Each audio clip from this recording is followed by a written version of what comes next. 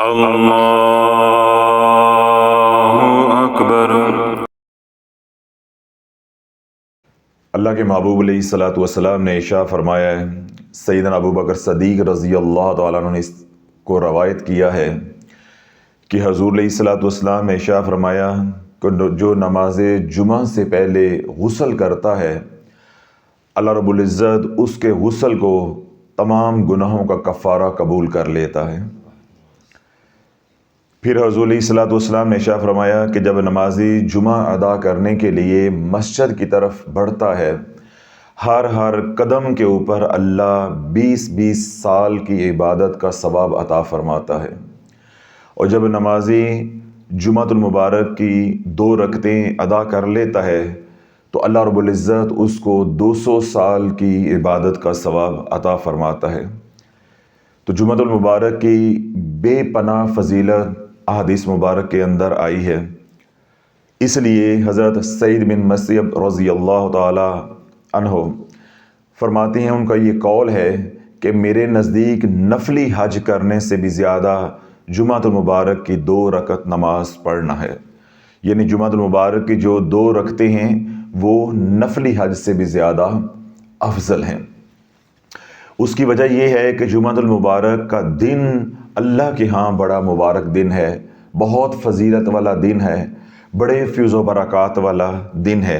تو اللہ تعالیٰ اس دن کو جو بھی کام کیا جاتا ہے، چاہے وہ دنیا کا ہو چاہے وہ آخرت کا ہو، اللہ رب العزت اس کے اندر برکتیں نازل فرماتا ہے۔ جس طرح کوئی کاروبار ہے، اس کی ابتدا کرنی ہے، کوئی دکان ہے، کوئی دفتر ہے، کوئی صنعت ہے، وہاں پہ کاروبار کی ابتدا کرنی ہے، اس کا افتتاح کرنا ہے۔ کوئی کاروبار کا سودا ہے، اس کو طے کرنا ہے، کوئی تجارت ہے، اس کا معاملہ جو ہے وہ طے کرنا ہے۔ اسی طرح کوئی بچے بچیوں کے رشتے ہیں، ان کی بات جو ہے آج طے کرنی ہے، پکی کرنی ہے۔ اسی طرح کوئی عمل ہے، کوئی وظیفہ ہے، وہ اگر جمعے کو شروع کیا جائے اور بالخصوص جو شب جمعہ ہے، جو اس سے پہلے ایک رات گزری ہے، اس رات کو جمعہ المبارک کی رات کہتے ہیں، اس کو شب جمعہ بھی کہا جاتا ہے۔ تو اس لیے نوچاندی جمعرات شب جمعہ ہوگی یا جمعے سے پہلے جو ایک رات ہے، اس رات کو عمومی طور پہ اعمال شروع کیے جاتے ہیں۔ کوئی بھی چلا کشی کرنی ہو، کوئی بھی وظیفہ شروع کرنا ہو تو اس لیے کیا جاتا ہے کہ وہ رات بڑی برکت والی ہوتی ہے۔ تو اس لیے کوئی عمل کرنا ہے، جادو کا علاج کرنا ہے، بیماری کا علاج کرنا ہے، کوئی بھی وظیفہ کرنا ہے، تو جو شب جمعہ کو کریں گے تو انشاءاللہ اس کے اندر کامیابی کے امکانات بہت زیادہ ہوتے ہیں۔ رحمت والی، قبولیت والی، برکت والی، سلامتی والی گھڑی آتی ہے۔ رات کے آخری پہر کے اندر بھی وہ گھڑی ہے۔ پھر یہ واحد دن ہے جس دن کے اندر بھی ایک گھڑی آتی ہے قبولیت کی۔ اس گھڑی کے اندر جو بھی دعا مانگی جائے، دنیا کے لیے ہو اور یا آخرت کے لیے ہو، اللہ رب العزت خالی ہاتھ نہیں موڑتا، اللہ رب العزت جھولیاں بھر دیتا ہے۔ یہ جو فضیلت آئی ہے جمعہ المبارک کی یا ان 2 رکعتوں کی، یا حضرت سعید رضی اللہ تعالیٰ نے جو فرمایا ہے کہ میرے نزدیک جمعہ المبارک کی جو نماز ہے وہ نفلی حج سے بھی زیادہ افضل ہے، اس کی میں ایک دلیل دیتا ہوں۔ تو انشاءاللہ العزیز جو میں عمل بتانے جا رہا ہوں، پھر وہ عمل کرتے ہوئے آپ کا یقین کامل ہوگا تو انشاءاللہ العزیز پھر وہ عمل بھی پار لگے گا، اس عمل کی وجہ سے آپ کو نفع بھی ہوگا، جس مقصد کے لیے بھی آپ وہ عمل کریں گے۔ سیدنا موسیٰ علیہ السلام نے جب اپنی امت کے ایک جماعت کو بڑی عبادت ریاضت کرتے ہوئے دیکھا تو ان سے کیا پوچھا کہ آپ کون ہو؟ تو انہوں نے کیا کہا کہ ہم آپ کی امت ہیں اور ہم پچھلے 70 سال سے یہاں پہ عبادت ریاضت کر رہے ہیں اور ہم اللہ کی رضا پہ راضی ہیں، جس طرح بھی اس نے ہمیں رکھا ہے ہم اس کی رضا پہ راضی ہیں۔ یعنی یہ اس طرف اشارہ تھا کہ ان کے پاس دنیا بڑی قلیل تھی، اسباب بڑے قلیل تھے۔ تو پھر انہوں نے آگے سے کیا کہا کہ اے اللہ کے کلیم، صبر ہمارا لباس ہے، صبر ہمارا لباس ہے، اور یہ جو جڑی بوٹیاں آپ دیکھ رہے ہیں یہ ہمارا طعام ہے، یعنی ہماری خوراک ہے، اور بارش جو برستی ہے، بارش کا پانی ہماری پیاس بجھاتا ہے، وہ ہمارا پانی ہے۔ تو سیدنا موسیٰ علیہ السلام نے جب ان کے فقر کو دیکھا، ان کے اخلاص اور خلوص کو دیکھا، ان کے جذبے اور محبت کو دیکھا، ان کی عبادت اور ریاضت کو دیکھا تو آپ بہت خوش ہوئے۔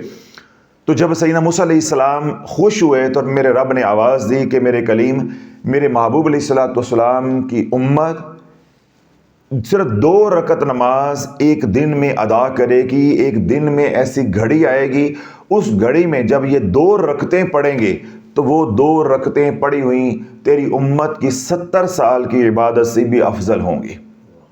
تو سیدنا موسیٰ علیہ السلام نے رب سے پوچھا کہ یا اللہ وہ کون سا دن ہوگا؟ تو اللہ رب العزت نے فرمایا کہ وہ جمعۃ المبارک ہوگا۔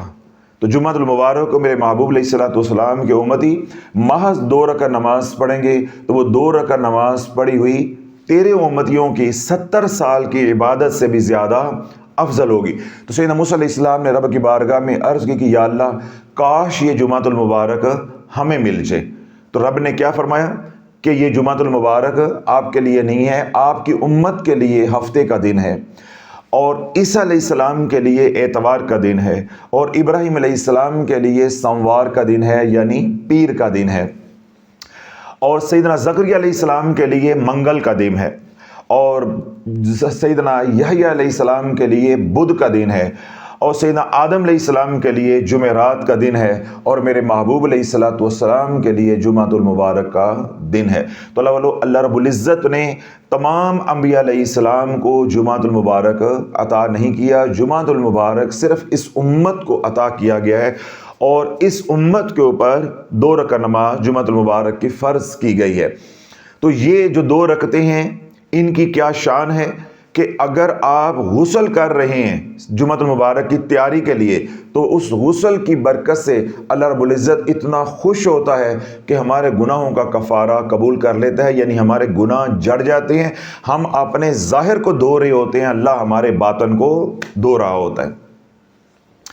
پھر حضور علیہ السلام نے ارشاد فرمایا کہ جب جمعۃ المبارک ہوتا ہے تو بیت المعمور، جس طرح زمین پہ بیت اللہ ہے تو یہاں پہ انسان جو ہے وہ طواف کرتے ہیں کعبۃ اللہ کا، تو اس کے بالکل اوپر آسمانوں پہ فرشتوں کے لیے ہے بیت المعمور۔ تو اللہ کے محبوب علیہ السلام نے ارشاد فرمایا کہ بیت المعمور کے ایک جانب ایک مینار ہے سفید چاندی کا، اور اس کی اونچائی کی مسافت جو ہے وہ 500 سال کا سفر ہے، یعنی اتنی اونچائی ہے، اتنا اونچا جو ہے وہ مینار ہے۔ اس مینار پہ چڑھ کے سیدنا جبریل امین علیہ السلام جمعۃ المبارک کی اذان دیتے ہیں۔ جب وہ اذان دے کے فارغ ہو جاتے ہیں تو سیدنا اسرافیل علیہ السلام ممبر پہ بیٹھتے ہیں اور وہ خطبہ دیتے ہیں جمعے کا۔ جب وہ خطبہ دے لیتے ہیں تو پھر سیدنا میکائیل علیہ السلام آتے ہیں اور وہ فرشتوں کی امامت کرتے ہیں، یعنی جمعہ کی نماز پڑھاتے ہیں۔ جب جمعہ کی اذان ہو گئی، خطبہ ہو گیا، اور سیدنا میکائیل علیہ السلام نے جمعۃ المبارک کی نماز فرشتوں کو پڑھا دی۔ اب اللہ بات یہاں سے توجہ کے ساتھ سننے والی ہے کہ جبریل امین علیہ السلام پھر رب کی بارگاہ میں عرض کرتے ہیں کہ یا اللہ جو میں نے جمعۃ المبارک کی اذان دی اس کے اوپر تو نے جتنا مجھے اجر و ثواب دیا وہ سارے کا سارا اجر و ثواب میں حضور علیہ السلام کی امت کے اندر جو مؤذنین ہیں، جو مؤذن حضرات ہیں، جو اذانیں پڑھتے ہیں، میں ان کو ہدیہ کرتا ہوں، میں ان کو ہبہ کرتا ہوں۔ پھر سیدنا اسرافیل علیہ السلام آگے بڑھتے ہیں اور رب کی بارگاہ میں التجا کرتے ہیں کہ یا اللہ مجھے خطبہ دینے کے اوپر تو نے جتنا اجر و ثواب عطا کیا ہے میں حضور علیہ السلام کی امت کے جتنے خطیب ہیں ان سب کو ہدیہ کرتا ہوں۔ اب پہلا انعام کیا ہے کہ سیدنا جبریل امین علیہ السلام جو ہے اپنی جو اذان پڑھی ہے اس اذان کا جو اجر و ثواب ہے وہ ہدیہ کر رہے ہیں مؤذن حضرات کو جو حضور علیہ السلام کی امت میں ہیں، اور سیدنا اسرافیل علیہ السلام جو ہے وہ اپنے جو خطبہ ہے اس کا جو اجر و ثواب ہے وہ تمام خطیبوں کو ہدیہ کر رہے ہیں، اور پھر سیدنا میکائیل علیہ السلام نے امامت کی ہے نماز کی، وہ اپنی امامت کا ثواب جو ہے ان تمام اماموں کو حضور علیہ السلام کی امت کے جو ہیں ان کو ہدیہ کر رہے ہیں جنہوں نے جمعۃ المبارک کی نماز پڑھائی ہے۔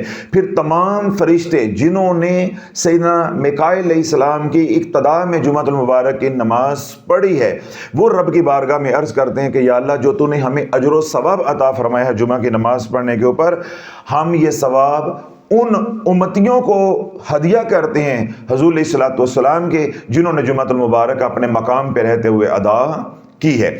تو اللہ والو، جب میکائیل علیہ السلام، سیدنا اسرافیل علیہ السلام، سیدنا جبریل امین علیہ السلام اور وہ تمام فرشتے جو نمازی ہیں، جب وہ اپنی سخاوت کا اظہار کرتے ہیں تو رب کا درہ رحمت جوش میں آتا ہے، اور رب فرماتا ہے کہ اے فرشتوں، تم نے میرے سامنے اپنی سخاوت کو ظاہر کیا ہے، تم نے میرے سامنے اپنی سخاوت کو ظاہر کیا ہے، تو پھر سن لو، مجھے میری عزت و جلال کی قسم ہے کہ جس نے میرے حکم کی تعمیل کرتے ہوئے اور میرے محبوب علیہ الصلوۃ والسلام کی اقتداء کرتے ہوئے 2 رکعت نماز جمعۃ المبارک پڑھی، میں نے ان سب کو بخش دیا ہے، میں نے ان سب کو بخش دیا ہے۔ تو اللہ جمعۃ المبارک کی جو گھڑی ہے، یا جمعۃ المبارک کا دن ہے، یا جمعۃ المبارک کی جو 2 رکعتیں ہیں، ان کی اتنی فضیلت احادیث مبارکہ کے اندر آئی ہے۔ حضور علیہ الصلوۃ والسلام کی بارگاہ میں جبریل امین علیہ السلام حاضر ہوئے اور آ کر عرض کرنے لگے، یہ بہت لمبی حدیث ہے، اس کا لب لباب میں آپ حضرات کو جو ہے وہ نظر کر رہا ہوں، کہ آ کر عرض کی کہ یا رسول اللہ، جمعۃ المبارک کے اندر ایک گھڑی ایسی آتی ہے کہ اس گھڑی میں جو دعا کی جائے، جو اللہ سے مانگا جائے، وہ قبولیت کی گھڑی ہے۔ اللہ رب العزت جو ہے اس دعا کو شرف قبولیت عطا فرماتا ہے، جو مانگا جاتا ہے اللہ رب العزت عطا فرما دیتا ہے۔ اب اس گھڑی کے بارے میں علماء کے، مشائخ کے، محدثین کے الگ الگ تجربات ہیں، الگ الگ تجربات ہیں، اپنے اپنے مشاہدات ہیں، تو ان کی روشنی کے اندر ان کے مختلف اقوال ہیں۔ کچھ محدثین، کچھ مشائخ، کچھ بزرگان دین یہ فرماتے ہیں کہ جب جمعے کی اذان ہوتی ہے وہ گھڑی اس کے بعد ہوتی ہے۔ کچھ بزرگان یہ فرماتے ہیں کہ جب جمعۃ المبارک کی دوسری اذان ہوتی ہے تو خطبے کے لیے جب امام منبر پہ بیٹھتا ہے وہ گھڑی تب ہوتی ہے۔ کچھ بزرگان یہ فرماتے ہیں کہ 2 خطبوں کے درمیان میں جو وقفہ ہوتا ہے وہ گھڑی تب ہوتی ہے۔ کچھ بزرگان یہ فرماتے ہیں کہ جب امام خطبہ دے کے منبر سے نیچے اتر جاتا ہے اور مکبر جو ہے 2 رکعت نماز جمعۃ المبارک کے لیے تکبیر پڑھنے لگتا ہے تو اس وقت یہ گھڑی ہوتی ہے۔ کچھ اولیاء اللہ، کچھ بزرگان یہ فرماتے ہیں کہ جب امام سلام پھیر دیتا ہے تو یہ گھڑی اس وقت ہوتی ہے۔ کچھ بزرگان یہ فرماتے ہیں کہ جب جمعۃ المبارک کی نماز سے لوگ فارغ ہو جاتے ہیں تو یہ گھڑی تب آتی ہے۔ کچھ بزرگان کا قول یہ ہے جو بہت زیادہ پختہ ہے، جس کے اوپر اعتماد یا اعتقاد زیادہ یا یقین زیادہ بنتا ہے، وہ ہے کہ وہ گھڑی بعد نماز عصر آتی ہے۔ کیوں؟ بعد نماز عصر ذکر اذکار، تسبیحات اور بالخصوص جمعۃ المبارک کو درود پاک پڑھنے کی فضیلت احادیث کے اندر بہت زیادہ وارد ہوئی ہے۔ اس لیے بہت سے بزرگان کا جو قول ہے وہ یہ ہے کہ وہ گھڑی بعد نماز عصر ہوتی ہے۔ پھر سیدنا خضر علیہ السلام کا جو عمل ہے جو میں آپ کو بتانے جا رہا ہوں تو وہ بھی کیا ہے؟ بعد نماز عصر ہے۔ پھر سیدہ فاطمہ الزہرا رضی اللہ تعالیٰ عنہا کی جو ترتیب تھی، آپ کی جو ایک عادت مبارکہ تھی ذکر اذکار تسبیحات کرنے کی، وہ بھی بعد نماز عصر ہے۔ اس طرح تمام اولیاء اللہ، بزرگان دین، مشائخ بعد نماز عصر ذکر اذکار تسبیحات بالخصوص جمعۃ المبارک درود پاک کا اہتمام کرتے ہیں، یعنی تاکہ زیادہ سے زیادہ لوگ جو ہے اس گھڑی سے مستفید ہو سکے۔ اب اللہ یہ گھڑی جس وقت بھی آتی ہے، کیونکہ یہ مخفی ہے، بزرگان دین کا قیاس ہے، اپنا اپنا مشاہدہ ہے اور تجربہ ہے، لیکن یہ عمل کیونکہ سیدنا خضر علیہ السلام سے منسوب ہے تو سیدنا خضر علیہ السلام نے یہ عمل جو ہے عطا کیا ہے، تو آپ نے اس عمل کو بعد نماز عصر کرنے کا فرمایا ہے، تو یہ عمل ہم جو ہے وہ بعد نماز عصر ہی کریں گے، اور اس اعتقاد اور یقین کے ساتھ کریں گے کہ وہ قبولیت کی گھڑی جو ہے وہ بعد نماز عصر ہی آتی ہے۔ اب یہ عمل اللہ والو اتنا آسان ہے، کوئی لمبے لمبے وظیفے نہیں ہیں، کوئی ریاضت نہیں ہے، کوئی مجاہدہ نہیں ہے، کوئی اثر بد نہیں ہے، کوئی رجت نہیں ہے، کوئی حصار نہیں ہے، اور صرف جمعۃ المبارک کا ایک وقت کا یہ عمل ہے، اس لیے یہ وظیفہ بھی نہیں بنتا، یہ محض ذکر کرنا ہے اور اللہ کا ذکر اللہ کے لیے کرنا ہے۔ تو اس کے لیے پھر کیا ہے کہ کوئی شرائط بھی لاگو نہیں ہوتی. جس طرح امت جو ہے وہ شرائط کا علم نہ رکھنے کی وجہ سے برباد ہوئی ہے مختلف پیچیدہ اور پیچیدہ وظائف کر کے، تو یہ وظیفہ ہر کوئی کر سکتا ہے، چاہے جو سورۃ طارق کا عمل کر رہا ہے، سورۃ توبہ کا عمل کر رہا ہے، کوئی بھی عمل کر رہا ہے، چاہے وہ میرا بتایا وہ عمل کر رہا ہے، چاہے کسی کا بتایا وہ عمل کر رہا ہے، ہر کوئی یہ عمل کر سکتا ہے. دنیا کی کوئی مصیبت ہے، گھر کے اندر لڑائی جھگڑے ہیں، جادو ہے، مالی تنگ دستی ہے، بچیوں کے رشتے کے مسائل ہیں، اولاد ہے، نافرمان ہے، یا کوئی جائیداد بیچنی ہے وہ بک نہیں رہی، کوئی خریدنا چاہتے ہیں تو وہ مل نہیں رہی، باہر جانا چاہتے ہیں، ویزے کے مسائل ہیں، کوئی کام دنیا کا کر رہے ہیں اس میں رکاوٹیں ہیں. اسی طرح وہ تمام حضرات جو ہمارے ساتھ جڑے ہوئے ہیں وہ رجت کے اندر پھنس گئے ہوئے ہیں اور اب اعمال بھی کر رہے ہیں لیکن نکل نہیں پا رہے.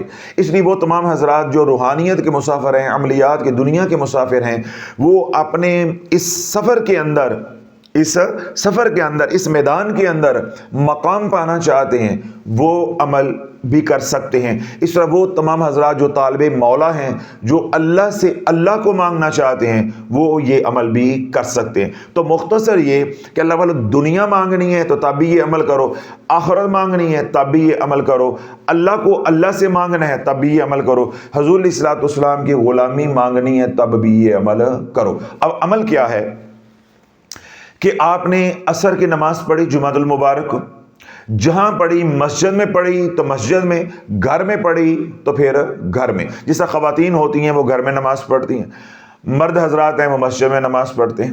تو جہاں نماز پڑھی تو نماز پڑھنے کے بعد آپ 100 بار درود پاک پڑھیں گے. کتنی بار؟ 100 بار آپ درود پاک پڑھیں گے، جس کو درود امت بھی کہا جاتا ہے کہ میری امت کا یہ درود پاک ہے. اللہم صلی علی سیدنا محمد النبی الامی وعلی آلہ واصحابہ وبارک وسلم. میں دوبارہ دہرا دیتا ہوں، اللہم صلی علی سیدنا محمد النبی الامی وعلی آلہ واصحابہ وبارک وسلم. اللہم صلی علی سیدنا محمد النبی الامی وعلی آلہ واصحابہ وبارک وسلم. اگر آپ کو سمجھ آ گیا، یاد ہو گیا، ازبر ہو گیا تو ٹھیک ہے، اگر یاد نہیں ہوا تو آپ نیٹ سے بھی اس درود پاک کو ڈاؤن لوڈ کر سکتے ہیں. جمعۃ المبارک کا درود لکھیں گے تو تب بھی یہ سامنے آ جائے گا، درود امت لکھیں گے تب بھی یہ سامنے آ جائے گا، کوئی مشکل نہیں ہے. اللہ کے محبوب علیہ الصلوۃ والسلام نے ارشاد فرمایا، 2 روایتیں آتی کہ جس نے بعد نماز عصر جمعۃ المبارک کو 80 بار یہ درود پاک پڑھا، اللہم صلی علی سیدنا محمد النبی الامی وعلی آلہ واصحابہ وبارک وسلم، اللہ اس کے 80 سالوں کے گناہوں کو معاف فرما دے گا. دوسری روایت یہ آتی ہے کہ جس نے بعد نماز عصر جمعۃ المبارک کو یہ والا درود پاک پڑھا، اللہم صلی علی سیدنا محمد النبی الامی وعلی آلہ واصحابہ وبارک وسلم، تو اللہ رب العزت اس کے 80 سالوں کے گناہوں کو معاف فرما دے گا. یعنی ایک روایت کے اندر آتا ہے 80 بار پڑھنا اور ایک روایت کے اندر آتا ہے 100 بار پڑھنا. تو میں نے آپ سے کیا عرض کیا ہے کہ آپ نے عصر کی نماز پڑھنی، جہاں ہماری مائیں بہنیں بیٹیاں نماز پڑھیں گھر میں وہیں جائے نماز پہ بیٹھ جانا ہے. آپ حضرات مسجد میں نماز پڑھیں گے تو وہیں بیٹھ جائیں گے. اگر کوئی دفتر میں نماز پڑھتا ہے، کوئی مریض ہے گھر میں نماز پڑھتا ہے، یا کوئی مسافر ہے جہاں بھی کوئی نماز پڑھتا ہے، تو جہاں بھی نماز پڑھیں گے وہیں نماز پڑھ کے آپ نے بیٹھ جانا اور کسی سے کلام نہیں کرنا، یعنی دنیا کی باتیں نہیں کرنی. اور سب سے پہلا کام کیا کریں گے، اس گھڑی کو زیادہ جو ہے مبارک بنانے کے لیے پہلے آپ کملی والے پہ درود پڑھیں گے، کیونکہ جمعۃ المبارک کو درود پڑھنے کی بہت زیادہ فضیلت ہے، کیونکہ یہ دن بڑا فضیلت والا ہے. تو میں نے پہلے بھی یہ بات کہی کہ جو کام بھی اس دن کریں گے وہ بہت زیادہ فضیلت والا بن جائے گا. چاہے اللہ کا ذکر کریں، چاہے حضور علیہ الصلوۃ والسلام کا ذکر کریں، چاہے دعائیں مانگیں، چاہے کوئی وظیفہ کریں، چاہے کوئی دنیا کا کام کریں، چاہے کوئی آخرت کا کام کریں، ہر کام کے اندر اللہ آسانیاں بھی فرماتا ہے اور اللہ برکتیں بھی نازل فرماتا ہے. تو اب ہم نے عصر کی نماز پڑھ لی، اپنے مقام پہ جہاں بھی تھے وہیں بیٹھ گئے. اب دنیا کی کسی سے بات کیے بغیر ہم نے 100 بار درود پاک پڑھا، اللہم صلی علی سیدنا محمد النبی الامی وعلی آلہ واصحابہ وبارک وسلم. پہلا کام ہو گیا. ابھی میں نے پہلے کیا بات کہی تھوڑی دیر پہلے کہ جو عمل سیدنا خضر علیہ السلام سے منسوب ہے، ان کی اجازت ہے، اس کے ساتھ کوئی شرائط نہیں ہے. کیا ہے؟ کوئی شرائط نہیں ہے، کوئی کڑا نہیں ہے، کچھ نہیں ہے، کچھ بھی نہیں ہے. لیکن آج کے دور میں خود جو ہے اس شرائط کو عائد کر رہا ہوں. میں نے سیدنا خضر علیہ السلام کی بات آپ کو بتا دی ہے, انہوں نے کوئی شرط نہیں بتائی ہوئی, کوئی شرط نہیں بتائی.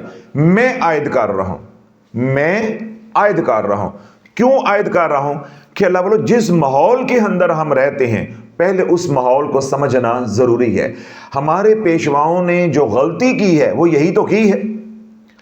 ایک جگہ وہ سچے بھی ہیں, میں نے پچھلے دن میں بیان میں یہ کہا کہ اگر ہم ان کو گنجائش دیتے ہیں یا ان کو رعایت دیتے ہیں تو اس لیے دیتے ہیں کہ کتابوں کے اندر شرائط نہیں ہے, لیکن ان کو اتنی فراست حاصل ہونی چاہیے تھی. اگر یہ بزرگ اپنے آپ کو کہلواتے ہیں تو بزرگوں کا کام یہ ہوتا ہے کہ موقع مناسبت کے حساب کے وقت کے تقاضوں کے مطابق اجتہاد کیا جاتا ہے.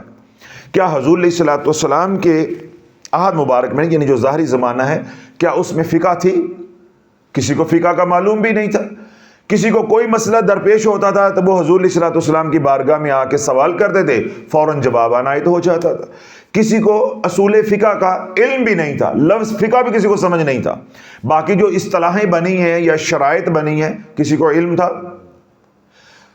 جو حدیث مبارک اکٹھی ہوئی ہیں, علم حدیث جو بنا ہے اس کی جو شرائط طے ہوئی ہیں کڑی سے کڑی جن کے اوپر پرکھا جاتا ہے, یہ علم اس وقت موجود تھا؟ اس وقت علم موجود نہیں تھا. جس نے جو سنا اس نے ازبر کر لیا, اور اللہ کے نبی علیہ الصلوۃ والسلام کے فرمان کے وجہ سے اور ایمان کا تقاضا بھی یہی تھا کہ جو سنا ہے وہ آگے پہنچاؤ. تو یوں سینہ بسینہ یہ علم جو ہے وہ آگے بڑھ رہا تھا. تو یہ علوم اس وقت تدوین نہیں ہوئے تھے. بعد میں جب ضرورتیں بڑی, جب دین اسلام جو ہے وہ عرب سے نکل کے, خطہ عرب سے نکل کے عجم کے اندر داخل ہوا تو پھر مسائل بھی پیدا ہوئے.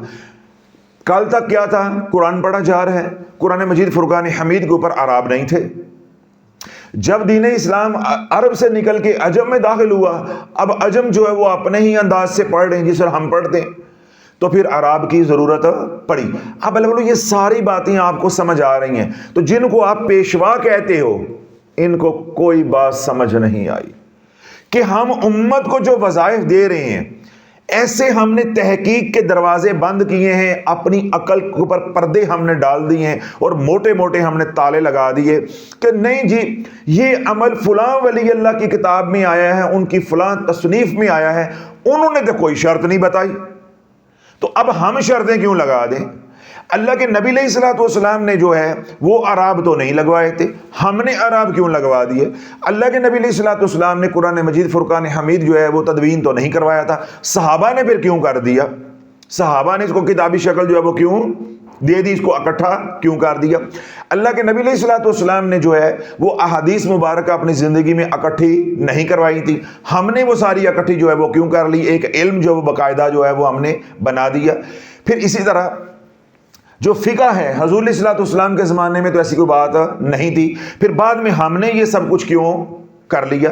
اور پھر اگر ہم نے تنظیمیں بنائی ہیں آج کے دور میں, ہر مسلک کی اپنی اپنی تنظیم ہے, اپنی اپنی جماعت ہے, اس کی شرائط ہیں, اس کے اصول و ضوابط ہیں. یہ ساری باتیں اس وقت تو نہیں تھی, آپ نے پھر کیوں بنا لی؟ کیوں آپ کو وقت کے تقاضوں کے مطابق اس کی ضرورت پڑی تو آپ نے تنظیمیں بنائی, پھر تنظیموں کی شرائط بنائی, پھر ان کو چلانے کا طریقہ بنایا, ان کے لیے فنڈ ریزنگ کرنے کا طریقہ بنایا. پھر حضور علیہ الصلوۃ والسلام کے دور میں تو یوں مدارس کا جال نہیں تھا, تمہیں آ کر انگریز کے دور میں ضرورت پڑی, پھر انگریز کے دور میں ہم نے کیا کیا کہ مدارس کا جال جو ہے وہ پورے بر صغیر کے اندر خاص طور پہ بچھایا. حضور کے زمانے میں تو نہیں تھا. پھر اس کے مدارس کو چلانے کا طریقہ, پھر مدارس کے اندر جو درس نظامی پڑھایا جاتا ہے اس کا نصاب جو ہے پھر ہم نے مقرر کیا, اس کی شرائط مقرر کی کہ اتنے سال لگیں گے, پہلے سال میں یہ پڑھا جائے گا, دوسرے سال میں یہ جو ہے وہ پڑھایا جائے گا, ساری شرائط طے ہوئی. یہ سارے کاموں کے لیے ہمارے دماغ نے کام کیا. تو جو یہ آج بزرگ بنے بیٹھے ہیں انہیں یہ معلوم نہیں ہے کہ آج کے وقت کا تقاضا کیا ہے. اب پوچھو کہ حضور کے زمانے میں مدارس نہیں تھے, تم نے کیوں بنائے؟ تو کہیں گے جی وقت کا تقاضا تھا. حضور کے زمانے میں مراکز نہیں تھے, آج ہر مسلک کا مرکز ہے, تو تم نے کیوں بنائے؟ کہیں گے جی اس وقت یہ ضرورت نہیں, آج کا یہ تقاضا تھا. تو بھائی ایسے ہی آج کے دور کا تقاضا کیا ہے؟ حضور علیہ الصلوۃ والسلام کے زمانے کے اندر گناہوں کی یہ کثرت نہیں تھی جو آج ہے. تو جو حفاظت کا نظام آج ضروری ہے اس نظام کی اس دور میں ضرورت نہیں تھی، اس کے باوجود اللہ کے نبی علیہ الصلوۃ والسلام نے عطا کیا، کیونکہ حضور علیہ الصلوۃ والسلام کی جو زندگی مبارکہ ہے یا سیرت مبارکہ ہے یا سنتیں ہیں، وہ آخری آنے والے مسلمان کے لیے بھی ہیں جو قیامت سے پہلے آئے گا۔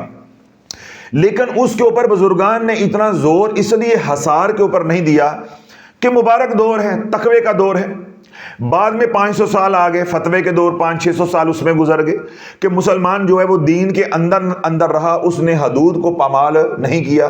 مجدد پاک رحمۃ اللہ علیہ کے بعد کچھ افاقہ ہوا، جب آپ نے تجدید کر دی، کام کیا ڈٹ کے، اس کے بعد پھر دوبارہ ذوف شروع ہو گیا۔ تو اللہ والو آج تو اتنا گناہ ہے کہ گناہ جو ہے وہ نیکی لگنا شروع ہو گیا ہے، اتنا گناہ ہے کہ گناہ کو ثواب سمجھ کے لوگ کر رہے ہیں، یعنی گناہ اور نیکی میں تمیز کرنا مشکل ہو گیا ہے، گناہ میں اور نیکی میں تمیز کرنا مشکل ہو گیا ہے کہ ہر بندہ کر رہا ہے، ہر بندہ وہ کر رہا ہے، تو بندہ دیکھ کے کہتا ہے بھائی اگر میں کر رہا ہوں تو یہ بھی تو کر رہا ہے۔ جس طرح لوگوں کو آپ کہیں کہ آپ بینک سے سود نہیں لیں تو وہ کیا کہتا ہے، بھائی یہ سود نہیں ہے، یہ منافع ہے۔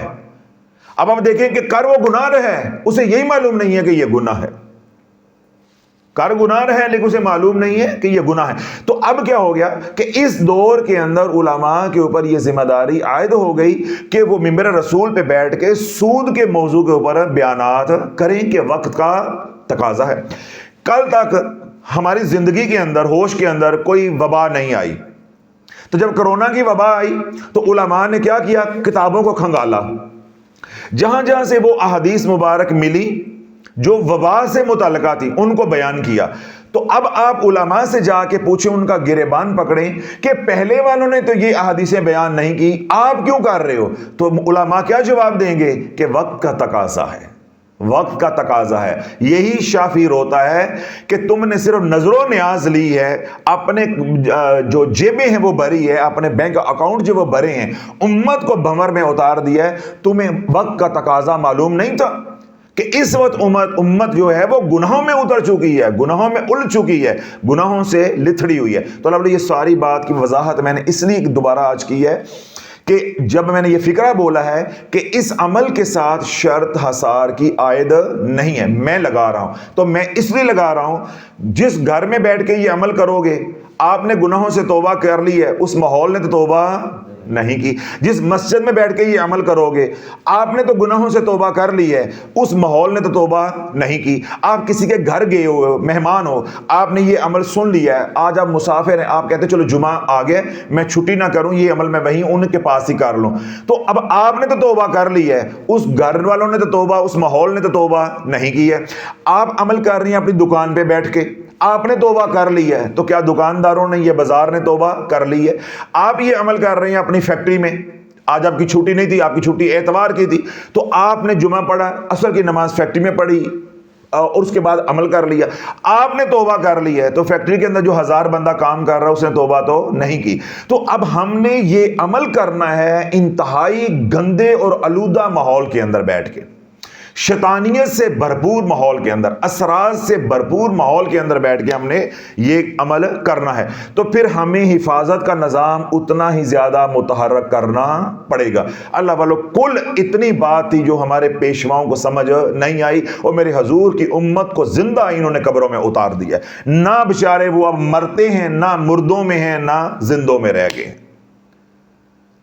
یعنی اب وہ نہ رجس سے نکل پا رہے ہیں اور نہ جو ہے وہ ایمان کی حالت میں رہنے کے قابل ہیں، اور نہ وہ کفر کی حالت میں ہیں، یعنی ایمان چھوڑتے ہیں تو تب مرتے ہیں، کفر اختیار کرتے ہیں تو تب مرتے ہیں، وظیفہ پڑھتے ہیں تو تب مرتے ہیں، وظیفہ چھوڑتے ہیں تو تب مرتے ہیں۔ وہ پھر کیا کہتے ہیں، حضرت صاحب جائیے تو کتھے جائیے، آپ تو ہمیں کہہ دیتے ہیں کتھے جاواں تے منجی کتھے ڈاواں، اب ہمیں بھی تو کچھ بتائیں نا، ہوں اسی کتھے جائیے، اسی کتے جائیے۔ اب اللہ والو اب ان کا کوئی پرسان حال نہیں ہے، کوئی اپنی ذمہ داری قبول کرنے کے لیے تیار نہیں ہے۔ آج میرے کلینک پہ ملتان کی ایک بہت بڑی گدی ہے، ان کے پاس وہ فیملی جاتی رہی، ان کا ایک ذاتی تعلق اس گدی والوں کے ساتھ، ان گدی والوں کے ساتھ بن گیا پھر وہ فیملی ان کے گھر کے کام کاج بھی کرتی تھی، ان کے تویز دھاگے بھی لکھنے، مریدین کو بھی ڈیل کرنا، یعنی قریبی تعلق بن گیا۔ اور دوسرے لفظوں میں آپ سمجھ لیں کہ وہ خاندان ان کے خادمین میں شامل ہو گیا، خادمین میں شامل ہو گیا۔ کبھی ان کو دعائے سیفی کروا رہے ہیں، آج وہ بتا رہی تھی کبھی مجھے حزب البحر کروایا، جب مجھے دعائے سیفی دی تو ان کی والدہ چیخ اٹھی کہ کیوں ان کو دے رہے ہو بچیوں کو دعائے سیفی، ان کے معاملات کسی اور طریقے سے حل کرو، دعائے سیفی کر کے یہ اجڑ جائیں گے، یہ جلالی ہے، بچوں والی عورتیں ہیں۔ لیکن پیر صاحب نے دعائے سیفی دے دی۔ جب وہ کر کے انہوں نے چھوڑ دی، درمیان میں نقصانات ہونا شروع ہو گئے، جلالی عمل تھا، حزب البحر دے دی۔ پھر دے وظیفے پہ وظیفہ، پھر ساتھ تعویذ لکھوا رہے ہیں مریدوں کے، دم کروا رہے ہیں، پانی دم کروا رہے ہیں، اور دیگر کام جو کروا رہے ہیں۔ ساری کی ساری اللہ والوں وہ فیملی اجڑ گئی۔ پھر 2023 میں جب شافی کے انہوں نے بیانات سنے، ان کی آنکھیں کھلیں کہ ہمارے ساتھ کیا ہو گیا۔ اللہ والوں، یہ ہمارے پیروں کا معیار ہے، جو ان کے بغل میں ہیں وہ برباد کر کے رکھ دے ہیں۔ میں آپ تو دور دور تھے، ہم تو کبھی پیر کے پاس گئے، کبھی نہ گئے، مہینے کے بعد گئے، 2 مہینے کے بعد گئے، 6 مہینے کے بعد گئے۔ چلو ہمیں تو گنجائش ملتی ہے کہ بھئی ہم رابطے میں نہیں تھے، ہم نے یوٹیوب سے لے کے پڑھا، ہم نے کتاب سے لے کے پڑھا، ہم نے رسالے سے لے کر پڑھا، ہمیں کوئی رہنمائی کرنے والا نہیں تھا، ہم نے مرشد پکڑا ہوا نہیں تھا۔ چلو ہم تو ہو گئے ادھر، یہ تو ان کی بغل میں تھے، ان کے مرید بھی تھے، ان کے خادم بھی تھے، تو کروانے والوں کی عقل دیکھیں، ان کا فہم دیکھیں، ان کی فراست دیکھیں اور ان کی جہالت دیکھیں۔ انہیں یہی معلوم نہیں ہے کہ کون سا عمل کس کو کروانا ہے اور کس عمل کی کیا شرائط ہوں گی۔ تو اللہ والو، اگر رتی برابری ولایت کا نور ان بزرگان کو ملا ہوتا تو ولایت کا تعلق فراست کے ساتھ۔ اگلی بات بڑی سخت کہہ رہا ہوں لیکن پتے کی کہہ رہا ہوں، آج تک کوئی نبی جاہل نہیں ہوا۔ جہالت کیا ہے؟ یہ خامی ہے، یہ برائی ہے۔ اگر نبی کے ساتھ اس کو منسوب کیا جائے گا تو یہ نبوت کی توہین ہے۔ نبی امی ہوتا ہے، تو امی کس کو کہتے ہیں؟ جو زمانے کے جو نظام ہے تدریس کا، اس سے اس نے استفادہ نہ کیا، جس طرح ہمارے حضور علیہ الصلوۃ والسلام ہیں۔ لیکن اللہ نے پڑھایا ہے۔ حضور علیہ الصلوۃ والسلام زمانے کے کسی استاد سے نہیں پڑھے ہوئے، وہ رب کی درسگاہ کے پڑھے ہوئے ہیں۔ سمجھ آ گئی؟ تو نبی کے لیے جب امی لفظ استعمال کیا جاتا ہے، اس کے معنی یہ ہوتے ہیں کہ وہ دنیا کے کسی نظام سے، کسی یونیورسٹی سے، کسی ادارے سے وہ نہیں پڑھا ہوا، یا دنیا کے کسی استاد نے اس کو نہیں پڑھایا ہوا۔ کیونکہ دنیا کا اگر کوئی استاد پڑھائے گا تو وہ تو اس کا استاد ہو گیا، وہ اس کے تابع ہو گیا۔ تو نبی تو سارے زمانے کو تابع کرنے کے لیے آتا ہے، نبی تو رواج دینے کے لیے آتا ہے کہ میرے پیچھے چلو گے، میری تقلید کرو گے، میری اقتداء کرو گے تو کامیاب ہو جاؤ گے۔ اسی طرح جو حضور علیہ الصلوۃ والسلام کے غلام ہوتے ہیں، اولیاء اللہ ہوتے ہیں، آج تک کوئی اللہ کا ولی جاہل نہیں ہوا، کوئی اللہ کا ولی جاہل نہیں ہوا۔ جو دنیا کے کسی نظام سے نہیں بھی پڑھے ہوتے، اللہ علوم غیبیہ میں سے اللہ کو علم ان کو عطا کر دیتا ہے، خود عطا کر دیتا ہے۔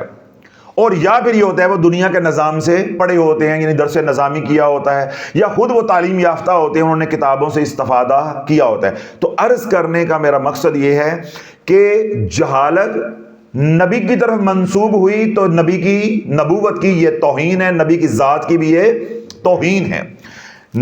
جہالت کو ولی کے طرف منسوب کیا تو یہ ولایت کی توہین ہے۔ تو ہون گل سمجھ آ گئی تے ادھر ولایت دا کوئی پرتاؤ، ان کو ولایت کی رتی برابر بھی نہیں ملی تھی، ولایت کا نور رتی برابر بھی نہیں ملا تھا۔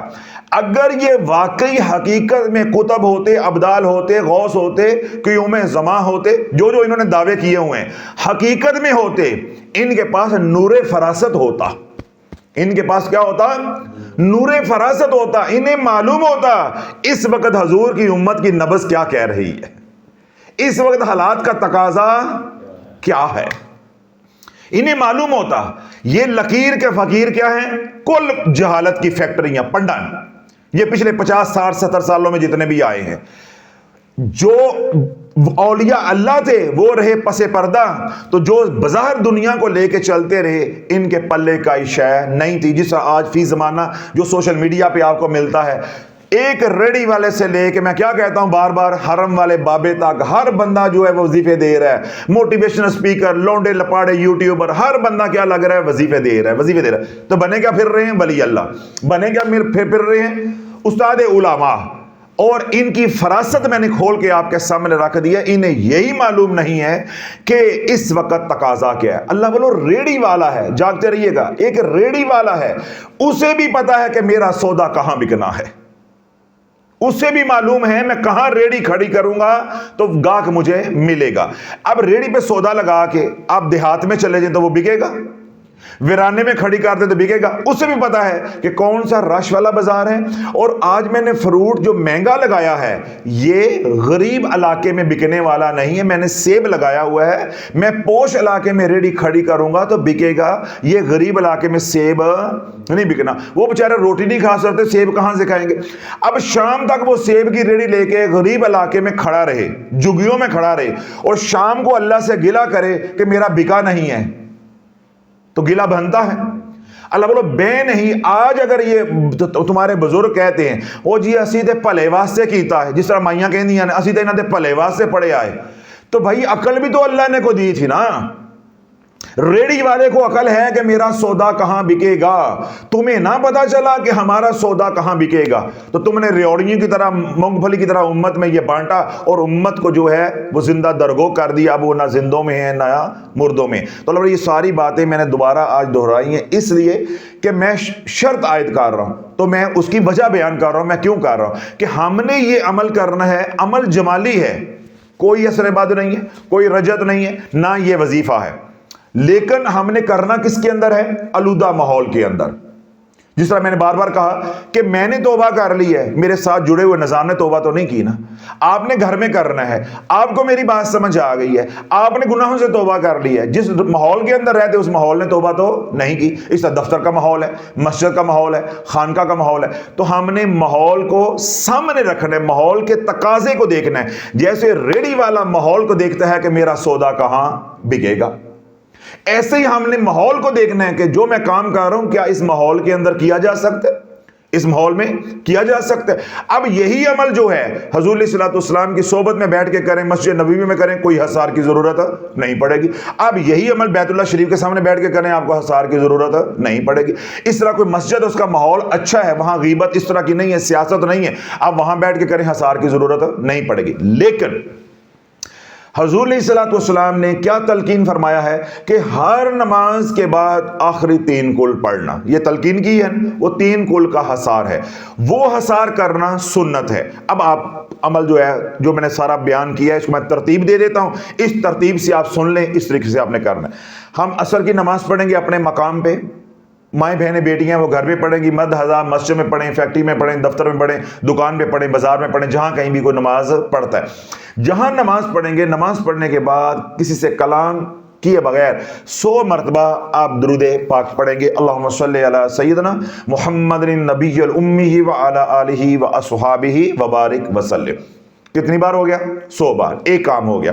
دوسرا کام کیا ہے؟ مسنون اذکار کریں گے۔ اب مسنون اذکار میں کیا ہے؟ آخری 3 کل ہے، تو آخری 3 کل 3 بار ہم پڑھیں گے، قل هو اللہ احد، قل اعوذ برب الفلق، قل اعوذ برب الناس، 3 بار پڑھیں گے، اول و آخر ایک بار درود پاک۔ اور وہ تمام حضرات جو ہمارے ساتھ جڑے ہوئے ہیں وہ پڑھیں گے خضری عمل۔ وہ کیا پڑھیں گے؟ خضری عمل۔ عام عوام جو ہے انہیں معلوم نہیں ہے، وہ ابھی اتنا بوجھ برداشت نہیں کر سکتی، تو وہ مسنون ذکر جو ہے وہ کر لے گی 3 بار، آخری 3 کل، اول و آخر ایک بار درود پاک۔ ہاتھوں پہ یوں دم کریں گے، اپنے سر پہ، چہرے پہ، اور جہاں جہاں تک ہاتھ جاتا ہے وہاں پھیریں گے، بدنی حصار ہو جائے گا۔ پھر اپنے گھر بار کا تصور کر کے جہاں پہ یہ عمل کر رہے ہیں، اب یہ ہو گیا روحانی حصار۔ 2 باتیں ہو گئی یا 2 کام ہو گئے۔ تیسرا کام کیا کریں گے؟ آپ پڑھیں گے درود پاک 3 بار، 5 بار، 7 بار، جون سا مرضی پڑھ لیں، درود ابراہیم پڑھیں یا جون سا مرضی پڑھیں۔ اور اب آپ پڑھیں گے یا اللہ، یا رحمان، یا رحیم۔ بسم اللہ شریف کے اندر یہ تینوں نام آتے ہیں نا، اس میں ذات بھی آتا ہے اور دونوں صفاتی نام بھی آتے ہیں، یا اللہ، یا رحمان، یا رحیم۔ نہ کوئی تعداد ہے، نہ کوئی کاؤنٹر کی ضرورت ہے، اور نہ ہی کوئی اور اس کا اہتمام ہے۔ اللہ والو ابھی اس کو ایسے پڑھنا ہے جیسے دیوانے پڑھتے ہیں، اور اپنا مقصد ذہن میں رکھنا ہے، جس مقصد کے لیے پڑھیں، جو آپ کی حاجت ہے اس کو اپنے ذہن میں رکھنا ہے۔ اب آپ نے کھلا پڑھتے جانا ہے، پڑھتے جانا ہے، اور میں نے کیا کہا ہے، تنہائی میں پڑھنا ہے جہاں شور نہ ہو، دنیا کی باتیں نہیں کر رہی، کیوں جب تک رب کے ساتھ جڑیں گے ہی نہیں تو آپ کو نفع کیا ہوگا؟ نفع کیا ہوگا؟ اب فرق کریں، یہ سارے کام کرنے کے بعد نماز پڑھی، اس کے بعد درود پاک پڑھا، اپنا حصار کیا۔ اب مغرب کی نماز آنے میں فرض کیا رہ گئے ہیں 25 منٹ، 30 منٹ، 40 منٹ رہ گئے ہیں۔ جس طرح ہمارے ہاں اہل سنت کے ہاں خاص طور پہ جو نماز ہے عصر کی وہ بہت دیر کے بعد ہوتی ہے۔ اہل حدیث جو ہے وہ جلدی نماز اول مثل میں پڑھاتے ہیں، ان کو تو وقت مل جاتا ہے زیادہ، لیکن ہمارے جو اہل سنت ہیں یعنی احناف ہیں تو یہ نماز بہت دیر سے پڑھاتے ہیں۔ تو جو اگلی نماز ہے، جب ہم نماز پڑھ کے فارغ ہوتے ہیں تو کل 40-50 منٹ اگلی نماز کے اندر رہ جاتے ہیں۔ تو جب آپ نے ایک تسبیح درود پاک کی بھی کی، اپنا حصار بھی کیا، تو کرتے کرتے منٹ پیچھے رہ جانے 35-40، بڑے بھی رہے تو 35 منٹ رہ جانے۔ اب یہ جو 35 منٹ ہے یا 30 منٹ ہے، اس طرح ہماری مائیں بہنیں ہیں وہ گھر میں کام کاج کرتے ہیں، تھوڑا دیر کر دیتی ہیں، تو سارے پروٹوکول مکمل، شرائط مکمل کرتے ہیں، ان کو منٹ ملے 30، تو 30 منٹ اللہ والو پھر بس دیوانوں کی طرح یا اللہ یا رحمان یا رحیم، یا اللہ یا رحمان یا رحیم، اس کا ورد کرتے جانا ہے۔ تسبیح پہ کرنا چاہتے ہیں تب بھی ٹھیک ہے، کاؤنٹر کوئی ہے اس پہ کر لے تب بھی ٹھیک ہے، ورنہ یہ گننے والا نہیں ہے، تو اس لیے تسبیح کا اہتمام کرنے کی ضرورت بھی نہیں۔ اور اگر بعض دفعہ عادت ہوتی ہے انسان تسبیح پکڑ لیتا تو اب تسبیح پہ بھی کر لے تو پھر بھی کوئی اس پہ مذائقہ نہیں، جیسے آپ کو آسانی ہے، جس طرح آپ کی توجہ جمتی ہے، آپ کا خیال جو ہے یکسو ہوتا ہے، ویسے آپ کریں۔ اب آپ نے یا رحمان یا اللہ یا رحمان یا رحیم کا ورد کرتے جانا ہے، کرتے جانا ہے، کرتے جانا ہے، کہ رب کے سامنے میں جولی پھیلا کر بیٹھا ہوں، رب کے سامنے میں جولی پھیلا کر بیٹھی ہوں، یا اللہ میری جولی میں خیرات ڈال دے۔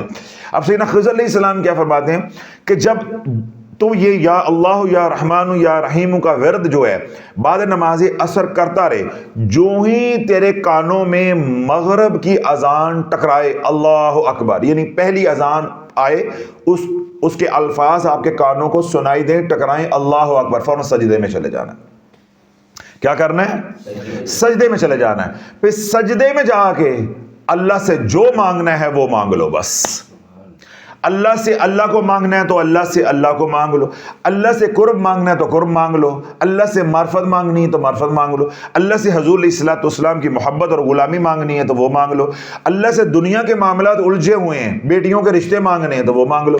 ماں بھی یہ عمل کرے، بیٹی بھی یہ عمل کرے، جس کا رشتہ نہیں ہو رہا وہ بھی یہ عمل کرے، سارے گھر والے مل کے بھی کریں، ٹھیک ہے؟ اس طرح گھر میں بیماریاں ہیں تو اللہ سے شفا مانگ لو، بچے بے نمازی ہیں تو ان کو نمازی بنوا لو، ٹھیک ہے؟ گھر میں لڑائی جھگڑے ہیں تو محبتیں مانگ لو۔ یعنی اب آپ کے اوپر ہے کہ حالت سجدہ میں آپ نے اللہ کو 30 منٹ یا 25 منٹ یا آدھا گھنٹہ یا پونا گھنٹہ جتنا آپ کو وقت ملا، آپ نے بار بار تکرار کی ہے، یا اللہ یا رحمان یا رحیم، یا اللہ یا رحمان یا رحیم۔ اللہ والو کسی بخیل کے دروازے پہ جا کے بھی 3 بار دستک دی جائے تو بخیل بھی کچھ نہ کچھ اپنی عزت بچانے کے لیے دینے پہ تیار ہو جاتا ہے۔ ہم تو رحمان اور رحیم کو پکار رہے ہیں اور پچھلے آدھے گھنٹے سے پکار رہے ہیں۔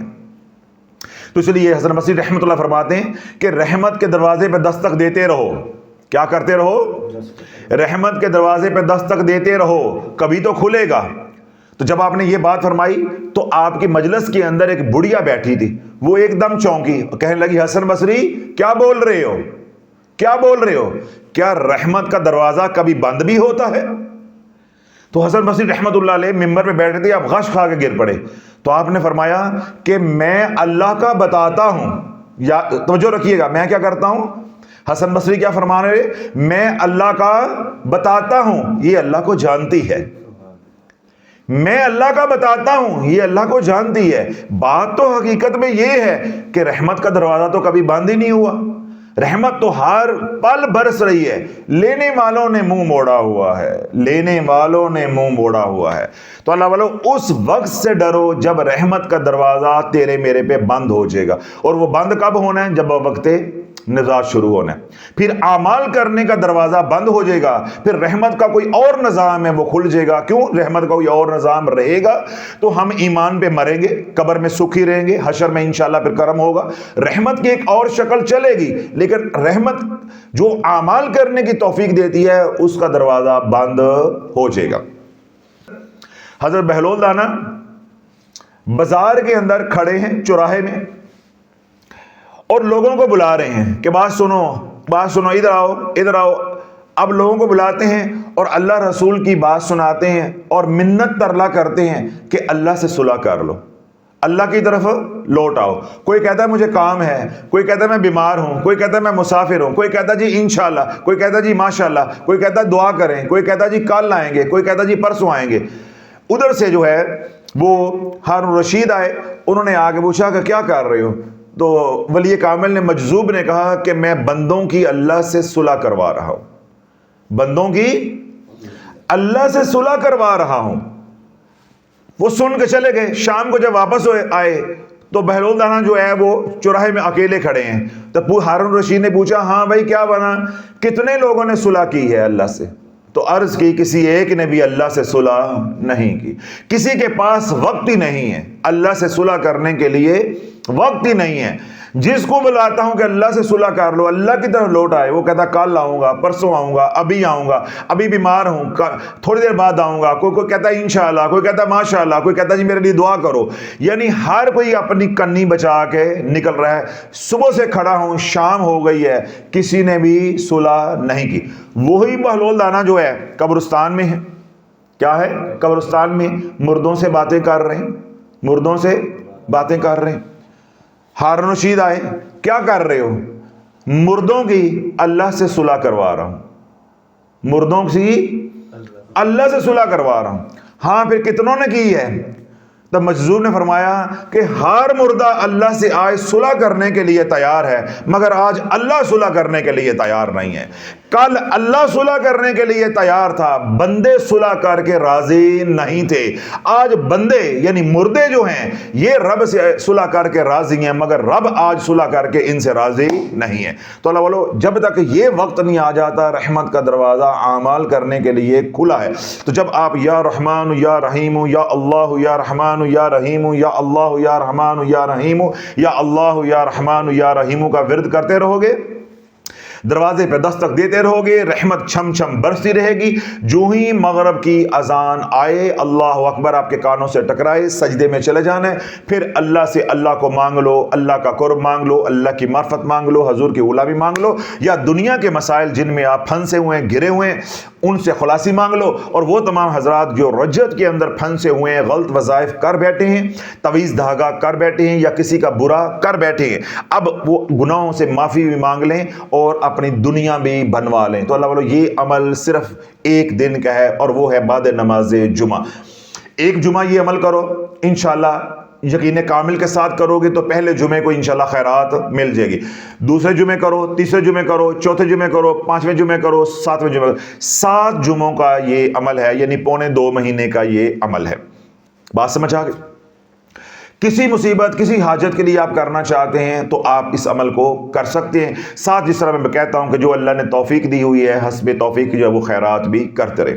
ایک بات اور آخری بات اگلی جو ہے کہ جب یہ عمل کر لیا دنیا کے مقصد کے لیے، مثال کے طور پہ ماں باپ نے اور بیٹی نے یا بچوں نے، گھر والوں نے مل کے شادی کے لیے کر لیا، کاروبار کے لیے کر لیا، جادو کے علاج کے لیے کر لیا، گھر میں بیماریاں تھیں ان کے لیے کر لیا، رزق کی برکت کے لیے کر لیا، اللہ نے مسئلہ حل کر دیا، تو اللہ والے اس عمل کو نہ پھر چھوڑو۔ یہ اتنا بابرکت عمل ہے کہ ہر جمعے کو اس کو کرتے رہو۔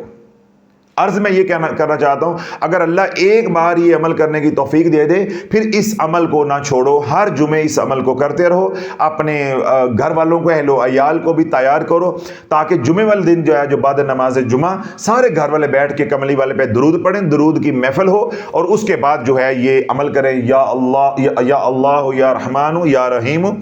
اب یہ جو ذکر ہے یہ معصوم بچے بھی کر سکتے ہیں، بڑے بھی کر سکتے ہیں، چھوٹے بھی کر سکتے ہیں، مرد بھی کر سکتے ہیں، عورتیں بھی کر سکتی ہیں۔ تو یہ عمل جو ہے بعد میں بھی جاری رکھیں، تاکہ گھر کے اندر کوئی پریشانی، کوئی مصیبت آنے والی بھی ہے، اللہ وہ بھی ٹالتا رہے گا۔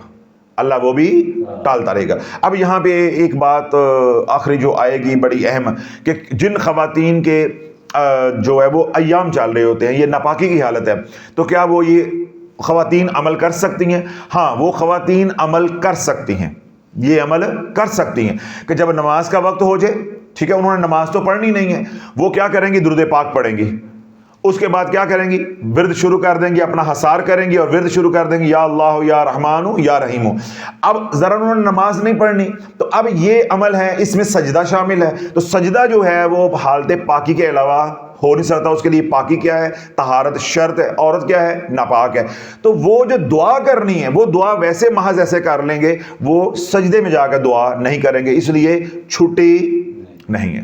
تمام حضرات کو اس عمل کی اجازت ہے، جو سوشل میڈیا پہ سنیں انہیں بھی اجازت ہے، اس لیے میں نے پہلے بھی وضاحت کر دی ہے کہ وہ تمام حضرات جو ہمارے ساتھ جڑے ہوئے ہیں اور وہ خضری عمل پڑھتے ہیں، تو خضری عمل کی بھی اجازت سیدنا خضر علیہ السلام کی طرف سے ہے، اور یہ بھی خضری عمل ہے، یہ بھی کیا ہے؟ خضری عمل ہے، کیونکہ اس عمل کی اجازت بھی سیدنا خضر علیہ السلام کی طرف سے ہے۔ تو وہ تمام حضرات جو ہمارے ساتھ جڑے ہوئے ہیں، وہ عصر کی نماز کے بعد 100 مرتبہ درود جو ہے وہ جمعۃ المبارک پڑھیں گے یا درود امت پڑھیں گے، اللہم صلی علی سیدنا محمد النبی الامی وعلی آلہ وصحبہ وبارک وسلم۔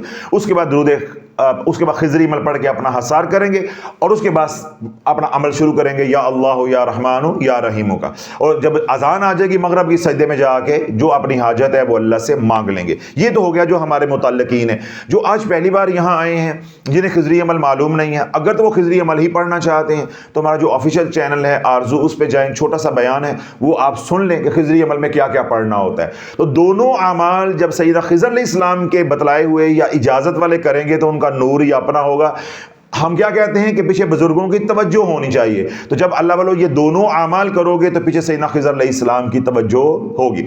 اور اگر آپ کہتے ہیں کہ ہمارے پاس وقت کم ہے، وہ نہیں کرنا چاہتے، تو پھر 3 کل جو آخری ہیں، 3 بار اول و آخر ایک بار درود پاک پڑھ کے حصار کر لیں، اس کے بعد آپ یہ عمل کر لیں۔ یہ بات ہو گئی۔ اور اگلی بات جو ہے مسافروں کے لیے، وہ حضرات جو جمعے کو یہ عمل کرنا چاہتے ہیں لیکن اس وقت وہ حالت سفر میں ہیں، ٹرین میں ہیں، جہاز میں ہیں، اپنی گاڑی میں کہیں جا رہے ہیں، اب وہ بیٹھے تو نہیں ہیں، عصر کی نماز جہاں بھی انہوں نے گاڑی روکی، عصر کی نماز پڑھ لی، اب یہ عمل ہے اپنی گاڑی میں بیٹھ کے جو بھی ان کی سواری ہے اپنی سواری میں بیٹھ کے کر لیں، اور سجدہ جو ہے وہ اشارے کے ساتھ ہو جائے گا، کیونکہ یہ سجدہ فرض واجب نہیں ہے، یہ کہ نفلی سجدہ ہے، تو اس لیے قبلہ رخ گاڑی جب چل رہی ہے تو آپ کو پریشان ہونے کی ضرورت نہیں ہے، آپ محض یوں ڈیش بورڈ کے نزدیک اپنے تھوڑا سا یوں جھکیں گے، اشارے کے ساتھ بھی آپ کو سجدہ ہو جائے گا۔ اور اگر ایسی حالت ہے ساتھ سواریاں بیٹھی ہوئی ہیں، آپ کہیں گے میں یوں کروں گا تو سواریاں کیا سوچیں گی کہ یہ کیا فنکاری کر رہا ہے، کوئی عمل کر رہا ہے، کیا کر رہا ہے، کوئی ایسا اشکال کسی کے ذہن میں آتا ہے، تو میں نے کیا کہا کہ آپ سجدے کے بغیر بھی اللہ سے دعا مانگ سکتے، اور اگر ایسا ماحول ہے جس میں ہاتھ اٹھانا بھی ممنوع ہے تو دل ہی دل میں دعا کر لیں۔ تو یہ ساری آسانیاں میں نے آپ تک پہنچا دی ہیں کہ کوئی بھی سیدنا خضر علیہ السلام کے فیضان سے محروم نہ رہ جائے۔ اللہ مجھے بھی یہ عمل کرنے کی توفیق عطا فرمائے، اور جو آپ حضرات سن رہے ہیں اور جو سوشل میڈیا پہ سن رہے ہیں، اللہ سب کو یہ عمل کرنے کی توفیق عطا فرمائے۔ اب میری آپ کی ذمہ داری ہے کہ ہم ہر گھر میں یہ محفوظ اعمال کو پہنچائیں، تاکہ امت جو پیچدار اور پیچیدہ اعمال کر کے برباد ہو چکی ہے اور مزید جو برباد ہو رہی ہے اس سے بچت ہو جائے۔ تمام بیانات کے اندر بار بار اللہ والوں میں بات دہراتا ہوں کہ یہ جو پیشوا تمہیں لے کر چل رہے ہیں، جو مرضی ہم کر لیں، ساری امت بھی شافی کے ساتھ جڑ جائے، انہوں نے پھر بھی کہنا ہے ساڈا کہاں چٹا ہے، ساڈا کہاں چٹا ہے، انہوں نے نہیں ماننا۔ کیوں؟ میں ان کے اندر سے ہوں، مجھے تو پتا ان کی رگ کا، اس لیے میں کیا کہتا ہوں، ان کے اوپر امیدیں نہ لگا کے رکھو کہ یہ مان جائیں گے، یہ مان جائیں گے۔ آج وہ رجت کا مانے بھی ہیں، اب سوشل میڈیا بھرا پڑا ہے، رجت سے بھرا پڑا ہے، ٹھیک ہے، مان کے کیا باز آئے ہیں پھر؟ اسی طرح شرائط کے بغیر روزانہ 4 ویڈیو، 4 جو ہے وہ باتیں، یا 4 بیانات، یا 4 اعمال جو بتائے جا رہے ہیں، باز تو پھر بھی نہیں آئے۔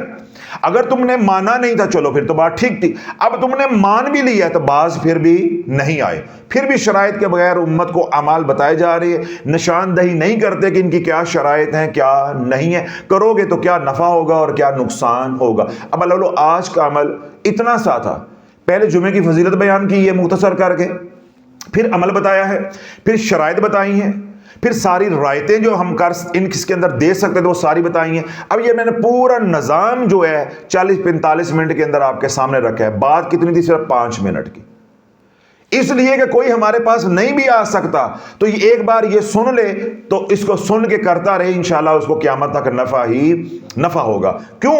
ہم نے مرنا ہے، ہم نے مرنا ہے، اللہ کے سامنے پیش ہونا ہے، تو ہم اپنی پتہ نہیں بخشش ہونی ہے کہ نہیں ہم دوسروں کو بھی پھنسا جائیں، ان کی وجہ سے ہم خود بھی پھنس جائیں جا کے وہاں پہ، تو ہمیں کیا ضرورت پڑی ہے؟ لیکن کیا ہے، یہ جو تمہارے پیشوا ہیں یہ کیا کہیں گے؟ ساڈا کان کل بھی چٹا سی تے شافی ساڈا کان اج بھی چٹا ہے، تو جو مرضی کر لے۔ تو ایسے جو میرے ساتھ محبت کرنے والے ہیں یہ اب توقع لگائیں گے جی یہ لائن پر آ جائیں گے، لالا یہ لائن پہ کبھی نہیں آئیں گے، ان کو اللہ ہی لائے۔ تو اس لیے آپ بچ کے رہیں، اپنے اعمال کے اوپر جو ہے وہ یقین کامل رکھیں، اپنی نسبت پہ یقین کامل رکھیں، اور دنیا بھر میں جہاں پہ بھی آپ ہیں اپنی اپنی جگہ پہ اپنے مقام پہ رہتے ہوئے شافی بن کے ڈٹ کے کام کریں، امت کو جو ہے اس بھنور سے نکالیں۔ باقی پیر ہیں مولوی ہیں یہ جانیں تو رب جانے، انہوں نے الٹا ٹنگے یا ان کو جنت الفردوس میں اعلیٰ مقام دے، بس ان کے لیے دعا کرو۔ تو امت کے لیے دعا بھی کرو اور کوشش بھی کرو، ان کو دعوت بھی دو، ان کو سمجھاؤ بھی، ان کو سمجھانا نہیں ہے، اپنی صلاحیتیں ان کے اوپر نہیں لگانی، اپنی توانائیاں ان کے اوپر برباد، اپنا وقت ان کے اوپر برباد نہیں کرنا، ان کے لیے محض دعا کرنی ہے۔ اور عام عوام و ناس کے اوپر کیا ہے؟ محنت بھی کرنی ہے، واضح و نصیحت بھی کرنی ہے، ان کو شافی کے پیغامات بیانات پہنچائیں، ٹھیک ہے، ان کو دعوت دیں، ان کو سارا کچھ سمجھائیں، آئینہ دکھائیں، اور ساتھ راتوں کو اٹھ کے ان کے لیے دعا بھی کریں اور اپنے لیے بھی دعا کریں، اللہ ہمیں بھی استقامت عطا فرمائے۔ اللہ رب العزت ہماری اس محنت کو کوشش کو قبول و منظور فرمائے۔ اللہ رب العزت سلسلہ عالیہ قادریہ شافیہ کے فیضان سے ساری امت کو فیض یاب فرمائے۔ وہ تمام حضرات جو دکھی ہیں اللہ ان کے دکھ دور عطا فرمائے، جو سکھی ہیں اللہ ان کو سکھ میں برکتیں عطا فرمائے۔ وہ تمام حضرات جو محبت بری دعائیں سوشل میڈیا کے ذریعے ہمارے تک پہنچاتے ہیں، ہمارے لیے راتوں کو اٹھ کے اللہ سے مانگتے ہیں، اللہ ان کے حق میں ہماری دعاؤں کو، التجاؤں کو، درخواستوں کو قبول و منظور فرمائے۔ وہ تمام حضرات جنہوں نے دعاؤں کے لیے کہا ہے، پریشانیوں میں مبتلا ہیں، تکلیفوں میں ہیں یا ان کی حاجات ہیں، اللہ ان کی پریشانیاں، تکلیفیں، بیماریاں دور عطا فرمائے، اور جو جائز حاجات ہیں اللہ اپنے خزانوں سے جو ہے ان کی پوری فرمائے۔ جو اللہ رب العزت سے ہم نے مانگا ہے وہ بھی اللہ عطا فرمائے، جو نہیں مانگ سکے ہماری ضرورتیں ہیں رب جانتا ہے، اللہ بن مانگے عطا فرمائے۔ ربنا تقبل منا انک انت السمیع العلیم وتب علینا انک انت التواب الرحیم، وصلی اللہ تعالی علی حبیبہ خیر خلقہ محمد وعلی آلہ واصحابہ اجمعین برحمتک یا ارحم الراحمین۔